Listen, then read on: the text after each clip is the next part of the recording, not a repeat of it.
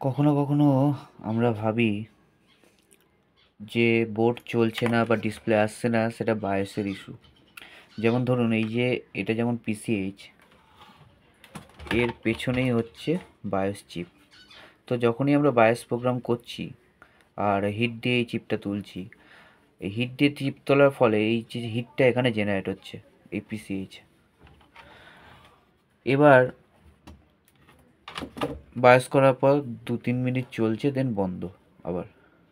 ঠিক আছে, তো সামহাও দু একবার বায়োস করার পর আমরা বুঝলাম যে এই পিসিএইচটার প্রবলেম আছে।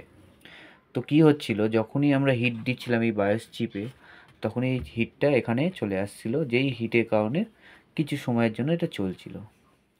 সো এখন এটাকে আমরা এই পিসিএইচটাকে হিট দিয়ে, ভালোভাবে ফ্লাক্স দিয়ে হিট দিয়ে এটাকে ভেতরে যে বলগুলো আছে সেগুলোকে ঠিক করেছি। এখন এই বোর্ডটার কন্ডিশন হচ্ছে